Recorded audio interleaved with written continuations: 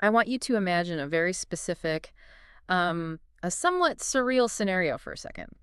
You are fast asleep in your bed, but you become fully conscious inside of a dream. Oh, right, like lucid dreaming. Yeah, exactly. You realize you're dreaming, you look around, you stand perfectly still, and you find yourself staring at this crystal clear image of your own face. Oh, wow.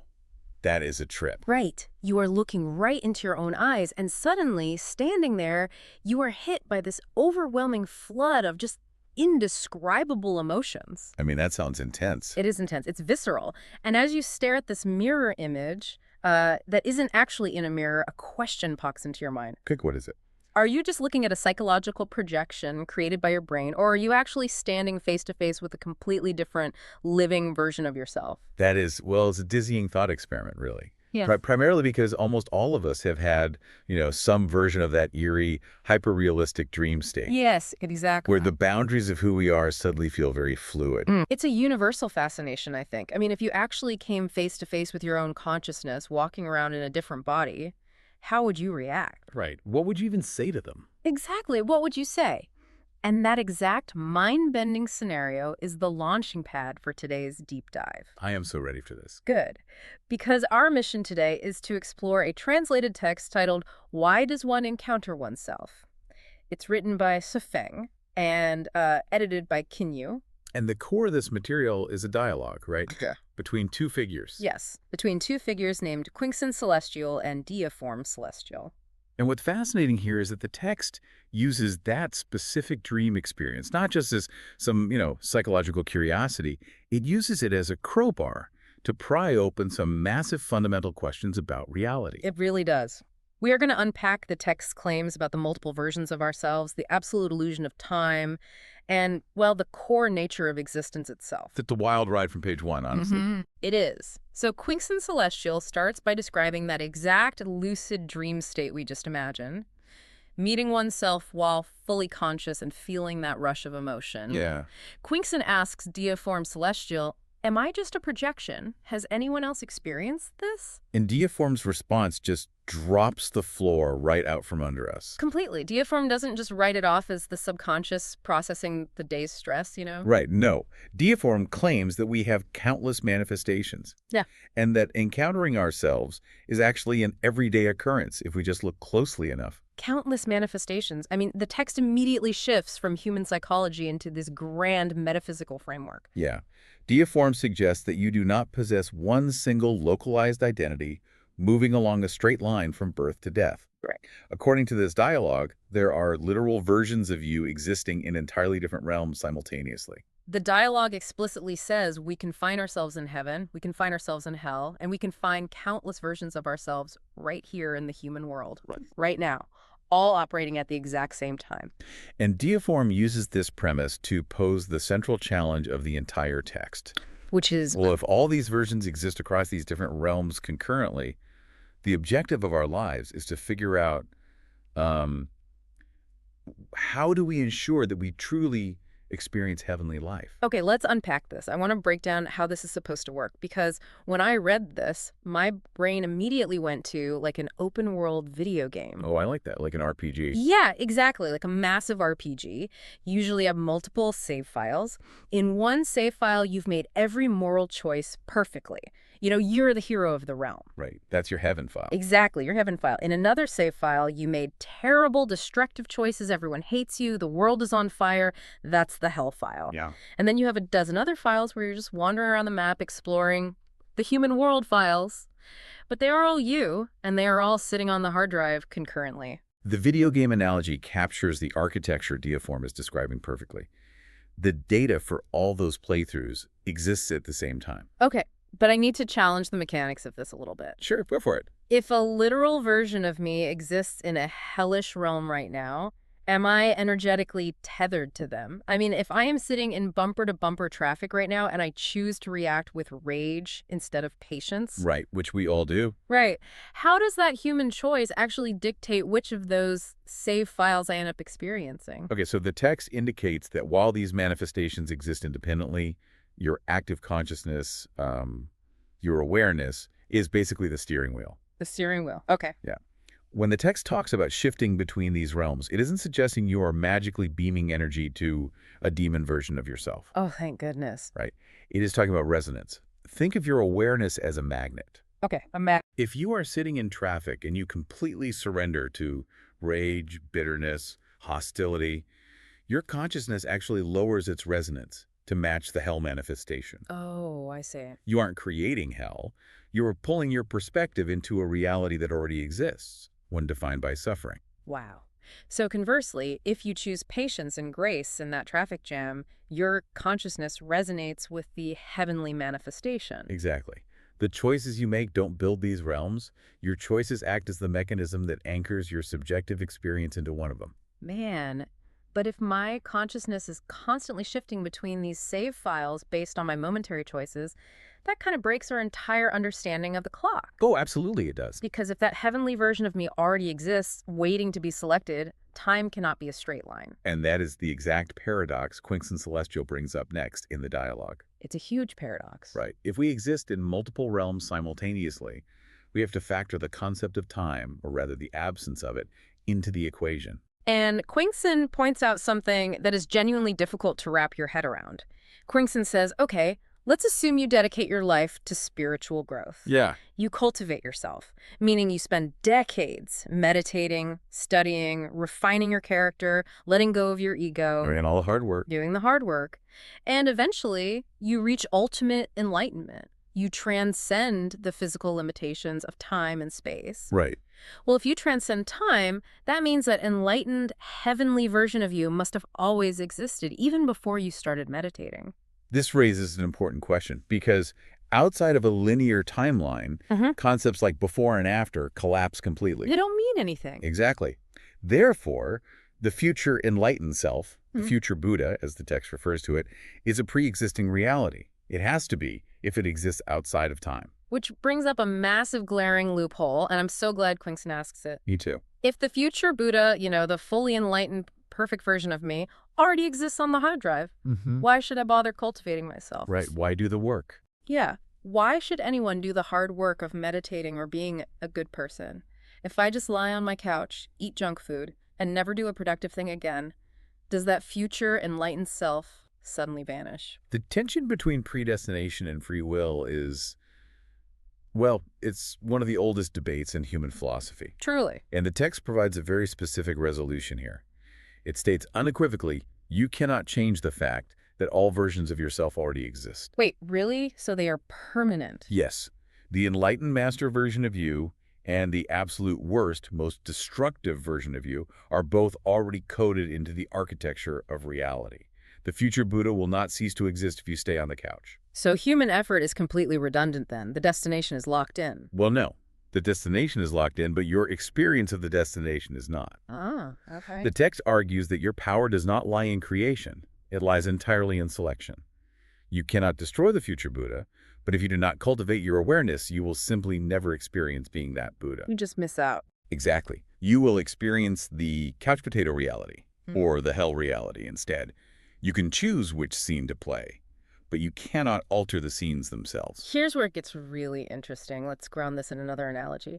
It's like scrolling through a massive streaming service. I love these analogies. Right. The movie where you are the enlightened master has already been filmed. The script is written, the actors have gone home, the file is fully rendered and sitting on the server. Yeah. But you still have to select it. You still have to press play, sit down, and actively endure the plot unfolding minute by minute to actually experience the story. And if you refuse to press play, the masterpiece still exists on the server. You just never get to watch it. Right. Your subjective reality becomes whatever lesser movie you clicked on instead. But practically speaking, for you listening to this right now, does knowing that your ultimate success, your future Buddha, is already guaranteed and sitting on a server take the pressure off? Or does it drain your motivation? That's the big question. I mean, I can easily see someone hearing this and thinking, well, if it's already done, nothing I do matters. Actually, the text frames it as a massive relief from pressure. Provided you understand the mechanics, of course. How so? Well, if you believe you have to forge your own enlightenment out of thin air, that one wrong step destroys the possibility of heaven forever, that is a crushing weight. Oh, absolutely. Every mistake is a catastrophe. Right.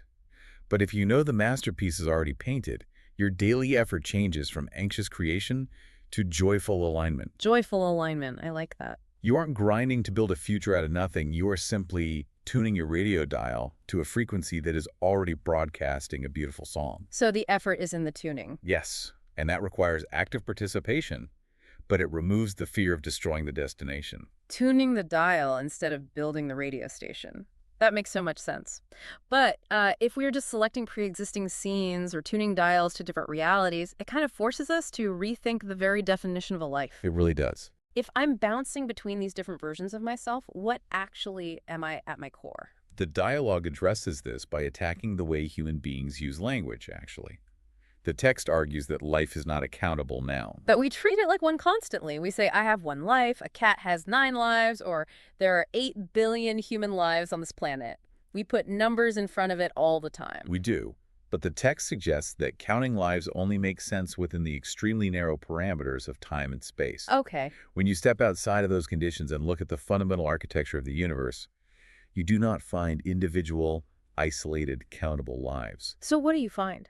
Well, the text points to modern Western scientific and philosophical theories, noting that at the most fundamental level, there is only existence.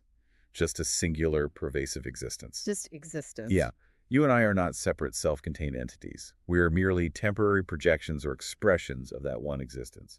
I was struggling to visualize this idea of a single existence projecting into billions of different things, and I thought about holograms. Oh, perfect. Yes. If you take a holographic glass plate that displays an image of an apple, and you smash that glass plate onto the floor, Right. It shatters. it shatters, but you don't get a piece of the stem and a piece of the core.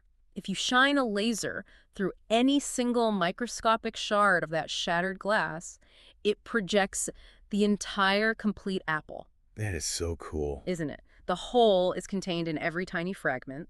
We are the fragments, but our fundamental makeup is the entire apple.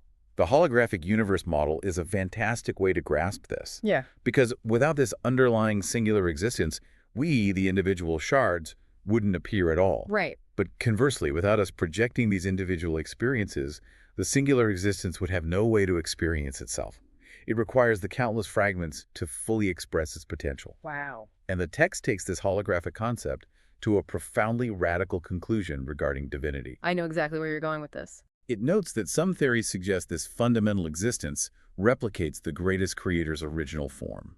Awakening to your true nature, according to the dialogue, is simply discovering this truth within your own existence, which leads to a massive, potentially explosive claim. Yes, it does. The text proposes that when people throughout history believe they have had a direct, mystical dialogue with the greatest creator, when they think God is speaking directly to them, Yeah. what they're actually doing is having a dialogue with their own existence. The text is making a highly disruptive philosophical claim here. Yeah. It argues that because our fundamental nature is a perfect holographic replica of the creator, diving deep into our own consciousness feels divine. So they aren't talking to someone else. Right. The critique the text offers is that when individuals lack a clear understanding of this fractal holographic reality, they experience this profound internal revelation and misattribute it. They misattribute it. Yeah, they assume the voice must be coming from an external deity, Yeah. a monarch sitting on a cloud. And the text asserts that this specific misunderstanding is the seed from which various religious institutions emerge and solidify.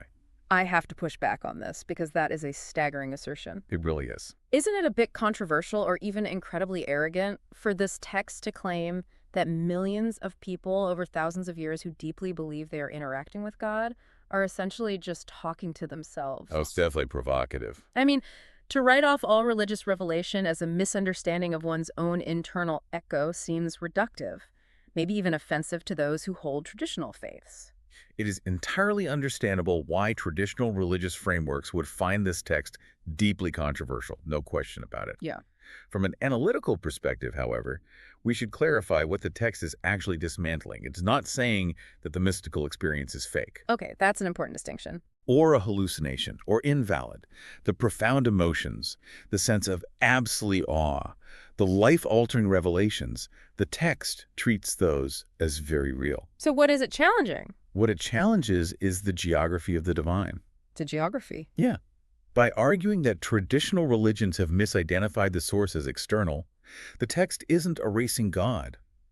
It is relocating the divine blueprint into the very substance of your being. Wow. It argues for ultimate internal empowerment.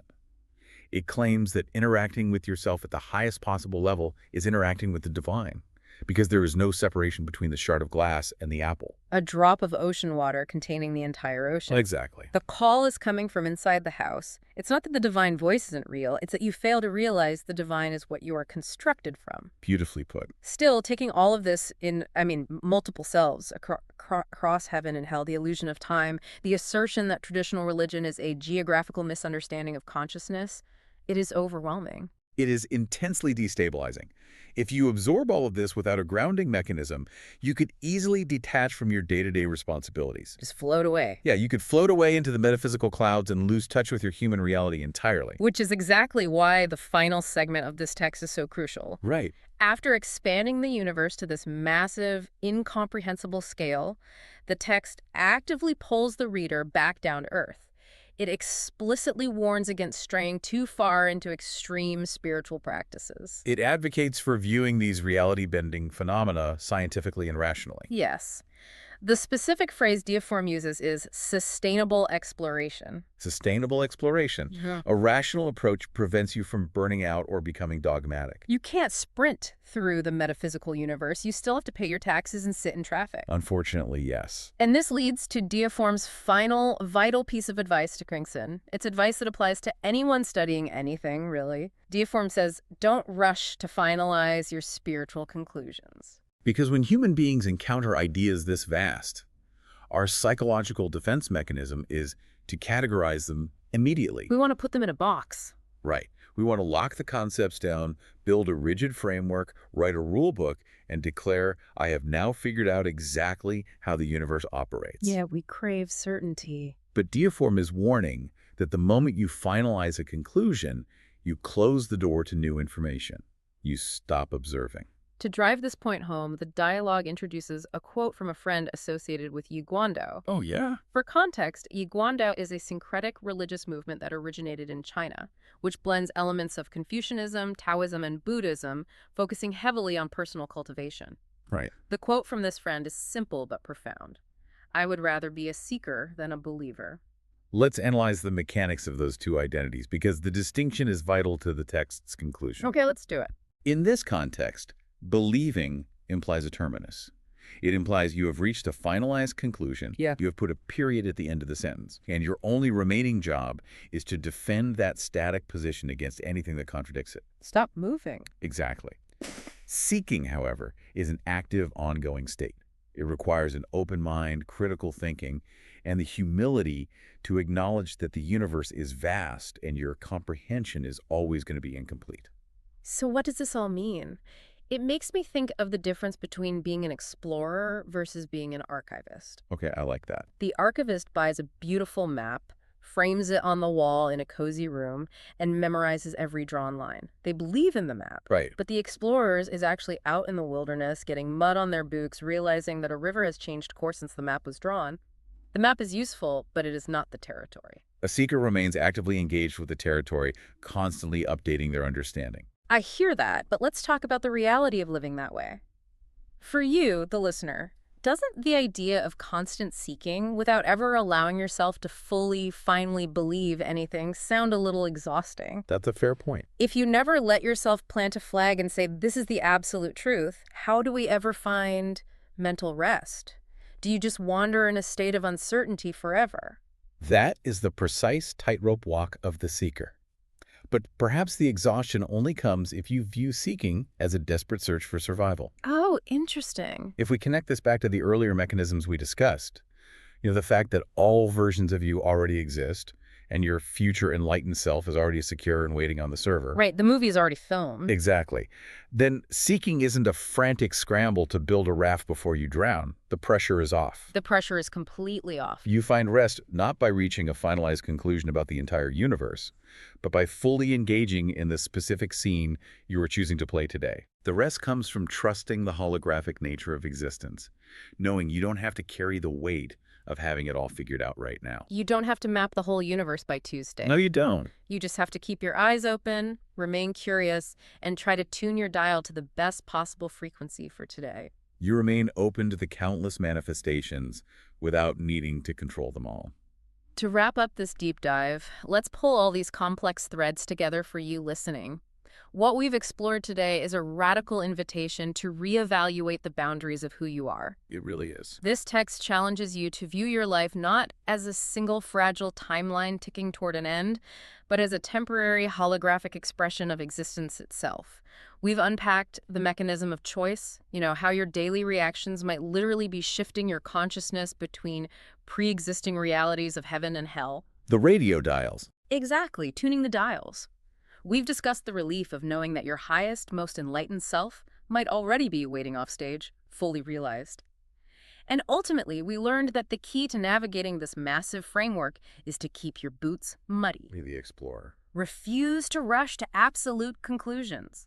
Choose the active, open path of the seeker over the static comfort of the believer. It is a framework that continuously challenges our default assumptions about reality and consciousness. It definitely challenged mine. And to leave you with one final thought, to mull over as you step back into your day. Yeah, please. We started by imagining that dream, staring into the crystal clear image of your own face. Well, imagine that the heavenly, fully enlightened version of you, the future Buddha that already exists outside the bounds of time, could look back at you right now through that glass. Oh, wow. If that ultimate version of yourself could see you in this exact moment, sitting in traffic, dealing with your current frustrations and questions, what specific, practical advice do you think they would whisper in your ear about the scene you are choosing to play today?